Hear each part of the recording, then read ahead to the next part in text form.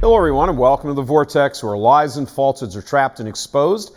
I'm Michael Voris. Now that La Crosse Bishop William Callahan has staked his claim against a good priest, stripping Father James Altman of his faculties, the gauntlet has been thrown down.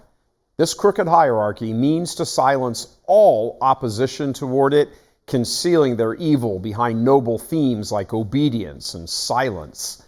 This crowd of mitred monsters has hidden the most despicable crimes behind those noble platitudes and been unchallenged on them for way too long. This past Sunday at his former parish, Callahan sent an older priest to read a statement from him, throwing Father Altman under the bus, implying Father Altman is disobedient. After reading Callahan's statement, the priest then added a few of his own thoughts. What we need, dear friends, is silence, so that the voice of God might be heard in the depths of our spirits. Silence is the language of God,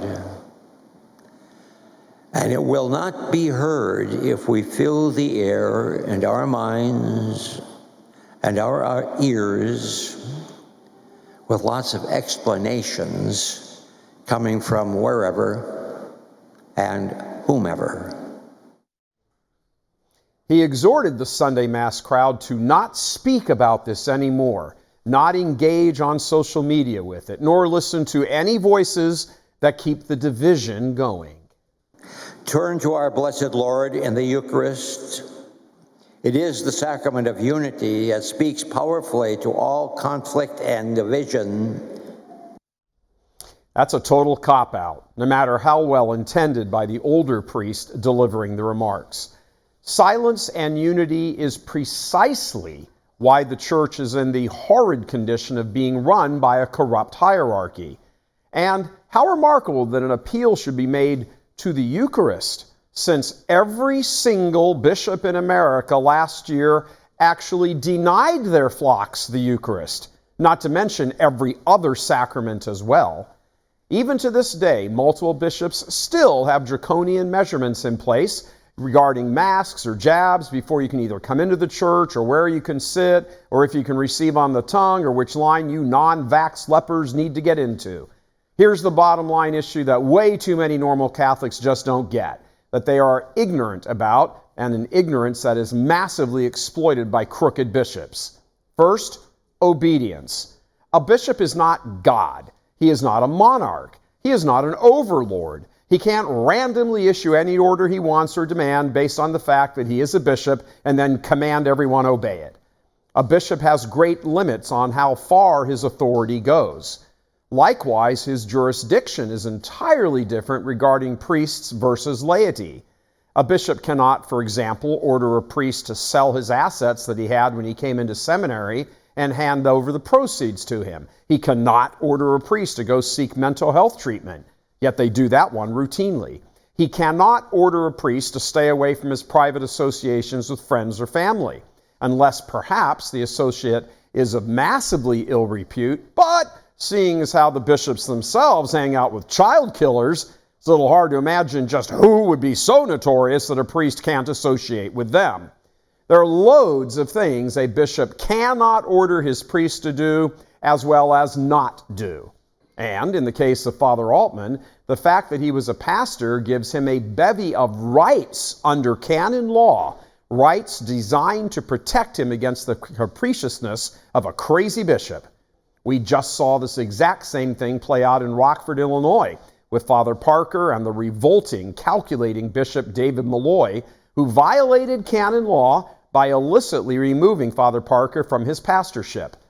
1,000 Catholics showed up to support Father Parker in a direct challenge to Malloy's overreach.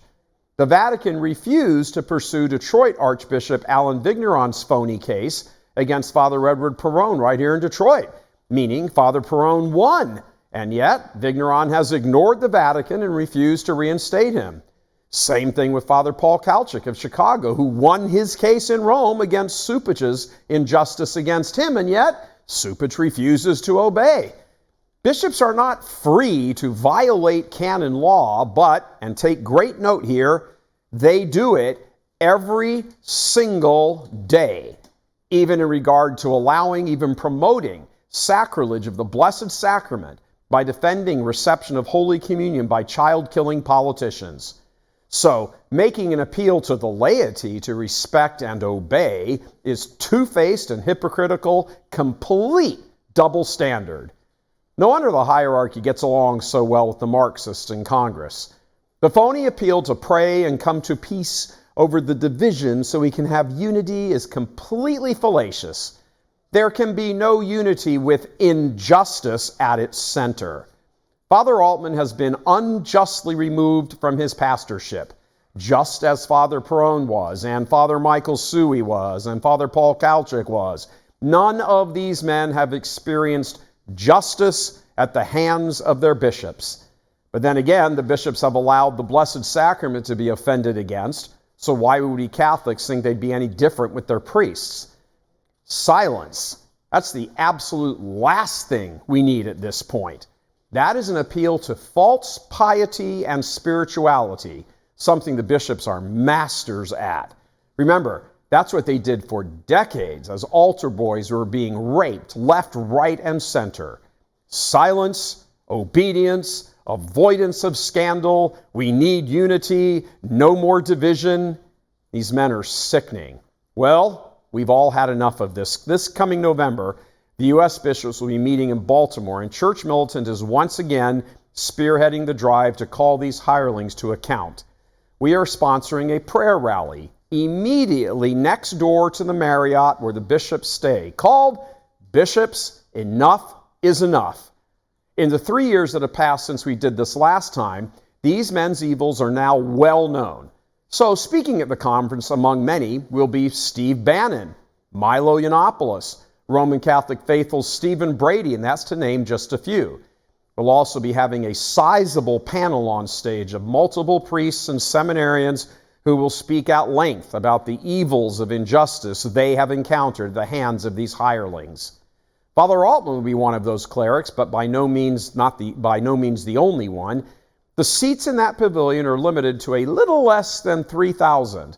So please, click on the provided link right now and reserve your seat in that pavilion. Let's fill that entire pavilion and let this corrupt hierarchy know we are fed up. Done. Enough is enough. Come from every corner of the country. Make your voice and your presence heard. Steve Bannon has some definite thoughts on all of this evil. Milo Yiannopoulos has some definite call-outs to share with you. Stephen Brady has been in the trenches with this filth for decades. And Church Militant might have a thought or two to share with you.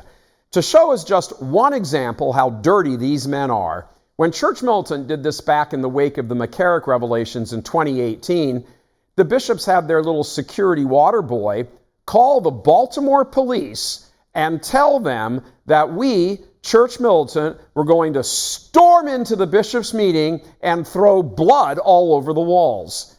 And we got that straight from the police captain's mouth backstage. These men are liars. They are enemies of justice, but they're always appealing to their phony religiosity to keep the laity in the dark and silent. Enough is enough, your lords and ladies. Your filth and deceptions and appeals to pray while you rob, steal, and destroy good priests and cut off access to the sacraments is over. Laity, please click on the link and sign up today for the sake of justice and true unity in the church. God love you. I'm Michael Voris.